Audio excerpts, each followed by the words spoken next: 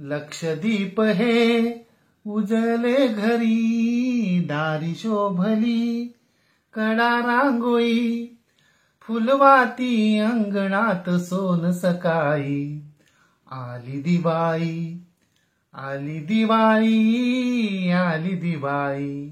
नमस्कार, गृहविष्णू किचन मध्ये आपलं स्वागत. आपण पाहतोय दिवाळी स्पेशल दिवाळी फराळ रेसिपीज. याआधी आपण नायलॉन पोहे चिवडा पाहिला होता. आज आपण पाहतोय पातळ पोहे चिवडा. पातळ पोह्यांचा चिवडा करत असताना जेव्हा आपण पोहे भाजतो तेव्हा ते आकसतात किंवा फोल्ड होतात आणि मग पोह्यांचा चुरा व्हायला सुरुवात होते.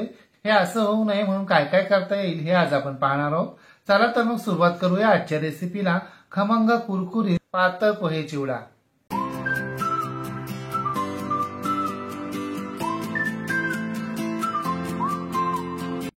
पातळ पोह्यांचा चिवडा करण्यासाठी हे पहा, इथे आपल्याला पाव किलो पातळ पोहे घ्यायचे.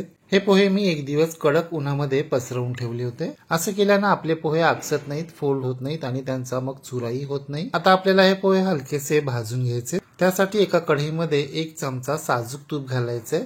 यानंतर यामध्ये ओंजळभर पोहे घालायचे, थोडंसं मीठ सुद्धा घालायचंय आणि नंतर हे पोहे आपल्याला मंद आचेवर 2 ते 3 मिनिटं गरम करून घ्यायचे. समजा आपल्याला पोह्यांना ऊन देता नाही आलं तर अशा प्रकारे साजूक तूप आणि मीठ घातल्यानं आपले पोहे फोल्ड होत नाहीत आणि त्यांचा चुरा होत नाही, ते आकसत नाहीत आणि तुपामुळे आपल्या चिवड्याची लज्जत आणखीनच वाढते. आणि असं थोडं थोडं मीठ घातल्यानं आपल्या पोह्यांना सगळीकडे मीठ व्यवस्थित लागलं जातं. हे पहा, आपले पोहे गरम तर झालेतच, शिवाय त्यांचा थोडासा रंगही बदलायला सुरुवात झालीये. आता आपण हे पोहे एका परातीमध्ये किंवा ताटामध्ये काढून घ्यायचे आणि ते हाताच्या साहाय्यानं पसरवून घ्यायचे. सर्व पोहे आपल्याला अशा पद्धतीनंच भाजून घ्यायचे. हे पहा, आपले पोहे अजिबात फोल्ड झालेले नाहीयेत आणि अजिबात आकसले सुद्धा नाहीयेत. भाजलेले पोहे थंड झाले की चाळणीच्या साहाय्यानं ते आपल्याला चाळून घ्यायचे. म्हणजे थोडासा जर काही चुरा झालेला असेल तर तो सगळा चाळला जाईल. जर तुम्ही पोह्यांना एक दिवस कडक ऊन दिला असेल तेव्हा सुद्धा आपल्याला हे पोहे ऊन दिल्यानंतर भाजून घ्यायच्या आधी चाळून घ्यायचे. हे पहा, पोहे चाळल्यानंतर पोह्यांचा जो चुरा झालाय तो चाळला गेलाय. आता हा काढून आपण फेकून द्यायचा आहे. चिवडा करण्यासाठी लागणारे पातळ पोहे भाजून झालेत आणि चाळूनही झालेत. पाहताय ना तुम्ही कसे अखंड राहिलेत पोहे, आकसले पण नाहीत आणि फोल्डही नाही झालेत. आता हे पोहे बाजूला ठेवून द्यायचेत आणि पोह्यांसाठी लागणारे इतर जिन्नस आपल्याला तळून घ्यायचेत.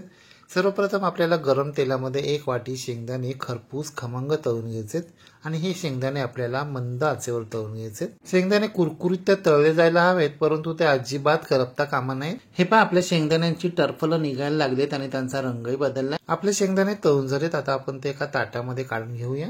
यानंतर याच गरम तेलामध्ये आपल्याला 1 वाटी पंढरपुरी डाळ म्हणजेच डाळ तळून घ्यायचंय. याला फुटाणा डाळ, भाजकी डाळ किंवा डाळवं असंही म्हटलं जातं. हे पहा, आपल्या डाळ तेलावर तरंगायला सुरुवात झालीये. याचा अर्थ आपली पंढरपुरी डाळ पूर्णपणे तळली गेली. आता ती काढून ठेवूया. आपण तळलेल्या शेंगदाण्यावरच आपल्याला ही डाळ घालायची आहे. यानंतर याच गरम तेलामध्ये आपल्याला सुक्या खोबऱ्याचे 1 वाटी काप घालायचे. खोबऱ्याचे काप मात्र लगेचच तळले जातात, म्हणून आपल्याला ते प्रमाणातच तळून घ्यायचे. अगदी रंग बदलायला सुरुवात झाली असं वाटलं की लगेचच ते काढून घ्यायचे, कारण तळून बाहेर काढल्यानंतर सुद्धा त्यांचा रंग बदलत असतो. आपले खोबऱ्याचे काप सुद्धा तळून झालेत. पहा किती सुंदर रंग आलाय तो. आता खोबऱ्याचे काप सुद्धा आपल्याला काढून घ्यायचे आणि तळलेल्या डाळ्यांवर ते घालायचे.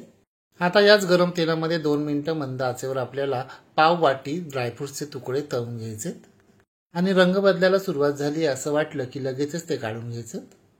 हे पहा, आपले ड्रायफ्रुट्सचे काप सुद्धा तळून झालेत, ते सुद्धा आपण काढून घेऊया. आता गरम तेलामध्ये 1 वाटी कढीपत्ता घालायचा आहे आणि तो सुद्धा अगदी कडक तळून घ्यायचा. अजिबात तो ओला राहता कामा नये. कढीपत्ता गरम तेलामध्ये टाकल्या लगेचच तो तळला जातो. आपला कढीपत्ता तळून झाला. आता तो काढून घेऊया. पातळ पोह्यांसाठी लागणारे जेवढे जिन्नस आता आपण तळून घेतले त्यांच्यावर आता आपल्याला पाव टीस्पून हळद, पाव टीस्पून हिंग, पाव टीस्पून मीठ घालायचंय आणि आता आपल्याला हे सर्व जिन्नस मिक्स करायचे. असं केल्यानं हळद, हिंग, मीठ आपले शेंगदाणे, खोबरं, डाळ यांना व्यवस्थित लागले जातात. पातळ पोह्यांच्या चिवड्यासाठी लागणारे सर्व जिन्नस आपले तळून झालेत. आता आपण चिवड्यासाठी लागणाऱ्या फोडणीची तयारी करायला घेऊया. त्यासाठी एका गरम कढईमध्ये अर्धी वाटी तेल कडकडीत गरम करून घ्यायचं. त्यानंतर त्यामध्ये 2 टेबलस्पून मोहरी, 2 टेबलस्पून जिरे, मुठभर बारीक चिरलेल्या तिखट हिरव्या मिरच्यांचे काप आणि 10-12 कढीपत्त्यांची पानं घालून आपल्याला हे व्यवस्थित मिक्स करून घ्यायचं, एकजीव करून घ्यायचं. यानंतर यामध्ये आपल्याला अर्धा टीस्पून हळद आणि अर्धा टीस्पून हिंग घालायचंय आणि हे सुद्धा तेलामध्ये व्यवस्थित मिक्स करून घ्यायचं आहे. मी नेहमी हळद आणि हिंग फोडणीमध्ये शेवटी घालत असतो. जर आपण हळद आणि हिंग अगोदरच घातले तर ते करपण्याची शक्यता असते. आपली सर्व फोडणी व्यवस्थित मिक्स झाली. आता आपण यामध्ये भाजून घेतलेले पोहे घालायचे आणि आता मध्यम आचेवर हे पोहे आपल्याला फोडणीमध्ये व्यवस्थित मिक्स करून घ्यायचे, ते एकजीव करून घ्यायचे. याआधी आपण नायलॉन पोह्यांचा चिवडा पाहिला होता. तो आपण गोड आंबट तिखट असा चटपटीत तयार केला होता. त्यामध्ये आपण सायट्रिक ॲसिड आणि आमचूर घातलं होतं. तसं या पोह्यांमध्ये मी आत्ता आंबट कोणताच पदार्थ घातलेला नाहीये. तुम्हाला हवा असेल तर तुम्ही सायट्रिक ॲसिड किंवा आमचूर पावडरचा वापर करू शकता. पातळ पोहे खूप नाजूक असल्यानं पातळ पोह्यांचा चिवडा करताना हा चिवडा आपल्याला खूप हाताळायचा नाहीये. उगीच जास्त वेळ त्याला हलवत बसायचं नाहीये.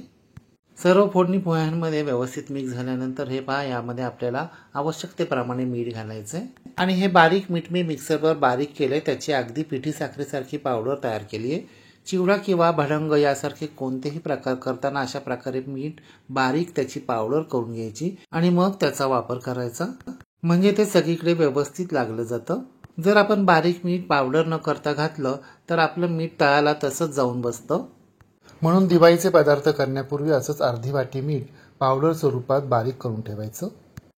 हे पहा, बघता बघता आपला पातळ पोह्यांचा चिवडा तयार झाला सुद्धा. पाहताना तुम्ही आपले पोहे अजिबात आकसले नाहीयेत किंवा फोल्डही झालेले नाहीयेत. आता हा चिवडा आपल्याला पूर्णपणे थंड करून घ्यायचा आहे आणि थंड झाल्यानंतर हे पहा, यामध्ये 2 टेबलस्पून पिठी साखर घालायची आहे आणि ती व्यवस्थित मिक्स करून घ्यायची आहे. आणि पिठी साखर व्यवस्थित मिक्स झाल्यानंतर हा चिवडा आपल्याला एखाद्या स्वच्छ कापडावर पसरवून ठेवायचा आहे, म्हणजे यातील अतिरिक्त तेल शोषलं जाईल आणि आपला चिवडा तेलकट होणार नाही. म्हणजे आपण नायलॉन पोह्यांचा चिवडा करून झाल्यानंतर कसा स्वच्छ कापडावर पसरवून ठेवला होता, अगदी तसंच. 4-5 तासानंतर कापडावरील चिवडा काढूया आणि एका हवाबंद डब्यामध्ये स्टोअर करून ठेवूया. तुम्ही सुद्धा या दिवाळीला अशा प्रकारे कुरकुरीत पातळ पोह्यांचा चिवडा करून पहा व कसा झाला ते कमेंट बॉक्समध्ये मला नक्की सांगा. रेसिपी आवडल्यास लाईक, शेअर, कमेंट करायला विसरू नका. आणि हो, तुम्ही जर अजूनही गृहविष्णू किचन चॅनलला सबस्क्राईब केलं नसेल तर प्लीज नक्की सबस्क्राईब करा. शेजारील बेल आयकॉनवर प्रेस करा, म्हणजे माझ्या नवनवीन रेसिपींचे नोटिफिकेशन तुमच्या मोबाईलवर येतील. पुन्हा भेटूया अशाच एका दिवाळीच्या नवीन रेसिपीसह. तोपर्यंत नमस्कार व रेसिपी शेवटपर्यंत पाहिल्याबद्दल धन्यवाद आणि शुभ दीपावली.